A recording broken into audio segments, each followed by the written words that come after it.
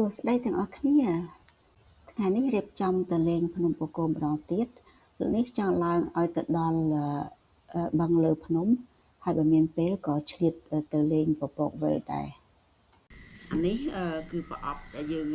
ទុកសម្រាប់ទិញបាយយកទៅប្រអប់នេះល្អត្រង់វាអាចទុកម្ហូបឲ្យនៅក្តៅបានផែកន្លះថ្ងៃដូច្នេះពេលយើងទៅដល់ម្ហូបយើងនៅក្តៅហើយម្យ៉ាងទៀតវាអាចជួយវាកាត់បន្ថយសំរាមផ្លាស្ទិកបើសិនមានបងប្អូនយើងច្រើនគ្នាប្រើអាហ្នឹងប្រទេសយើងកាន់តែស្រស់ស្អាតព្រោះអីមិនសូវមានសំរាមផ្លាស្ទិក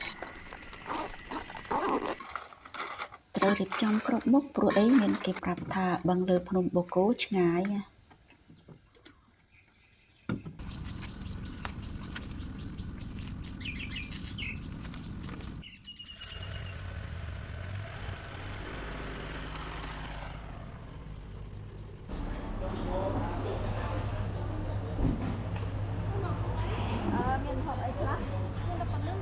ខ្ញុំដាក់ប៉ុណ្ណឹងបានប៉ុន្មាន5000ទេចាគឺសាច់គោហ្នឹងហើយកុំដាក់សាច់ច្រើនពេក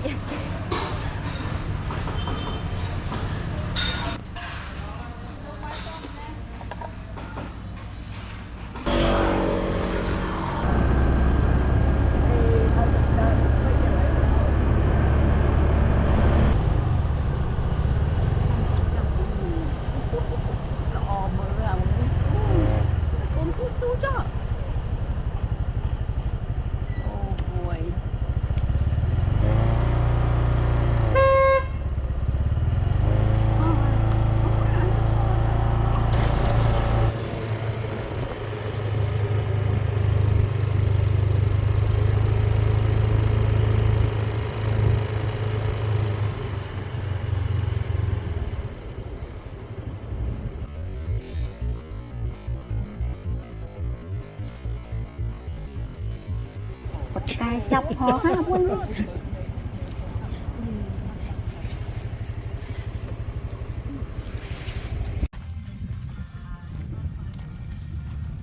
ដោយសារផ្លូវទៅបឹងលើភ្នំនឹងឆ្ងាយដែរក៏នាំគ្នាជប់សម្រាកនៅកន្លែងហាងកាហ្វេតាមផ្លូវ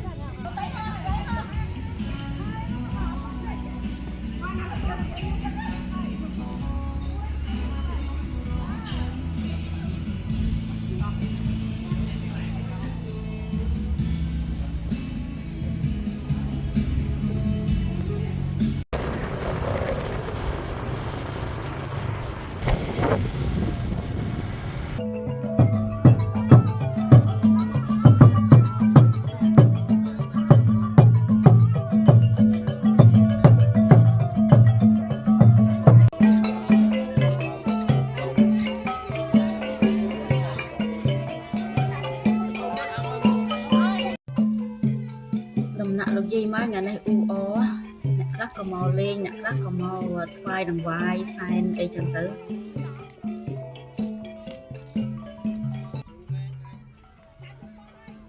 ដោយដែលយើងបានឃើញដំណាក់លោកយាយម៉ៅពិតជាខ្ពស់ជាងពពកមិនចម្លែកទេដែលមានបងប្អូនច្រើនអ្នកនាំគ្នាមកថតរូបឬក៏ថតវីដេអូនៅកន្លែងលោកយាយ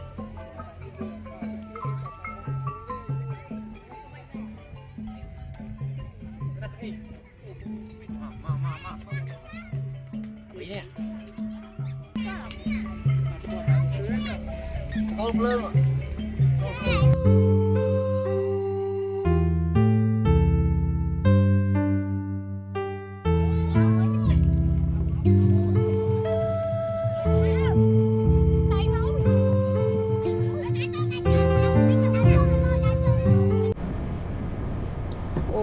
បឹងលើភ្នំពិតជាឆ្ងាយមែនជីឡើងសយ៉ងជើងហើយប៉ុន្តែមានគេប្រាប់ថាបើយើងឡើងភ្នំកុំរំលងបឹង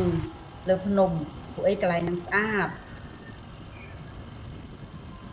ម្យ៉ាងទៀតនៅតាមផ្លូវក៏មានទេសភាពស្អាតមកកំដរការធ្វើដំណើរមានផ្ទះថ្មីធំស្អាតណាស់ប៉ុន្តែភាគច្រើនដូចអត់មានណានៅផងស្ងាត់ជ្រាប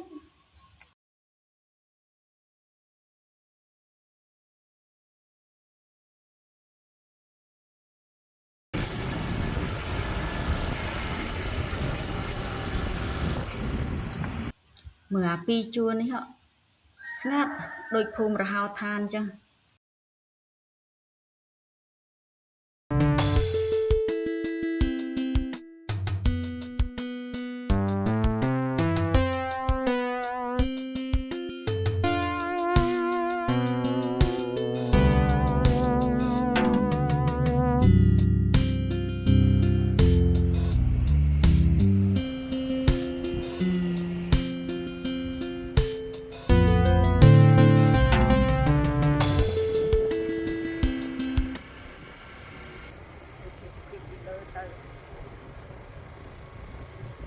មកដល់ហើយបឹងលើភ្នំបូកូ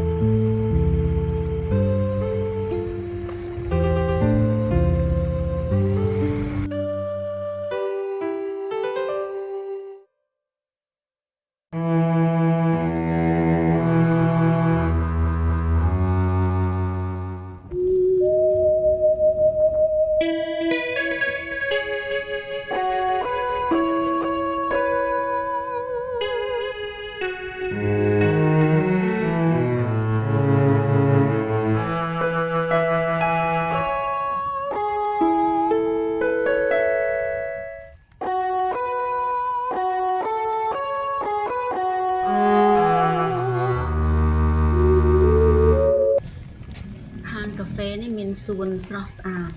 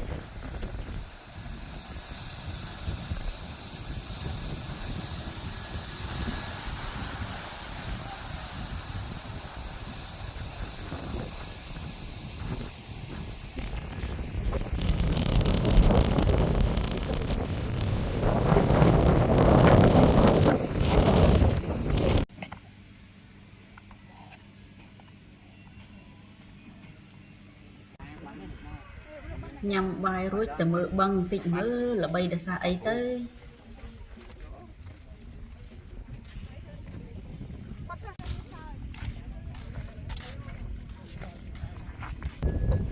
គាត់លក់ចំណីត្រីមកកញ្ចប់1000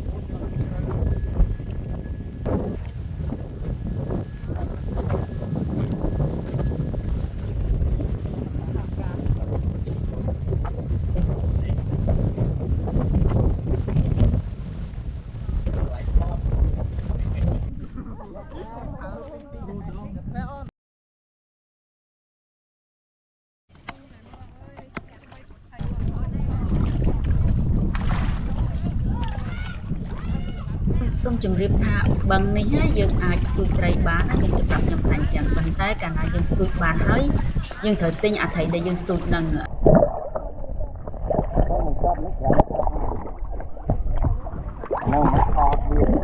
ថតឡើងក្នុងទឹកកាមេរ៉ានឹងអាចចូលទឹកបាន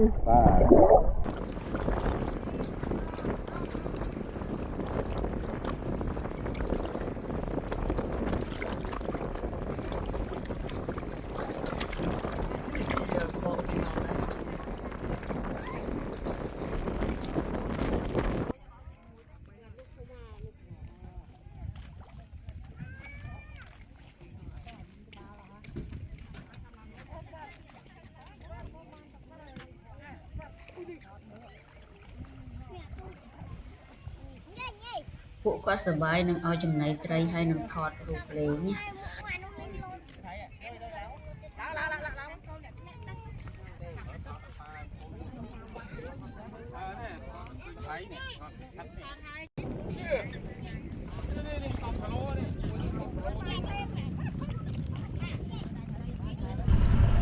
បន្តទៅទៀតយើងក៏បានជួបកន្លែងមួយដំបូងឡើយអត់ដឹងថាកន្លែងអីទេប៉ុន្តែមើលពីលើទៅឃើញតំណងដោយថាទេសភាពស្អាតចឹងក៏សម្រេចចិត្តថាចុះទៅគឺផ្លូវគ្រួសដែលមុនទៅដល់កាស៊ីណូហ្នឹងយើងឡើងទៅបើយើងទៅតាមផ្លូវកាស៊ីណូទៅឆ្វេងដៃមានផ្លូវគ្រួសពីរយើងចុះទៅផ្លូវមួយណាក៏បានដែរពេលទៅដល់ក្រោមក៏ជួបពូម្នាក់គាត់នៅក្នុងកូនតូចមួយគាត់លក់ចំណីត្រីដែរគាត់ថាកន្លែងហ្នឹងគេហៅថាទំនប់ថ្មីហើយត្រីដែលនៅក្នុងបឹងហ្នឹងឈ្មោះថាត្រីគល់រាំងកន្លែងហ្នឹងអត់សូវមានអ្នកទៅទេប៉ុន្តែល្អមើលត្រីកជ្រោលអស់តែ1000 2000អីហ្នឹងព្រោះត្រីវាច្រើនមែនទែនណាចាជំរាបលាថ្ងៃនេះអត់បានទៅពពកវិលទេវិលតែជាប់ស្នេហ៍ជាមួយត្រីគល់រាំងនឹងឯង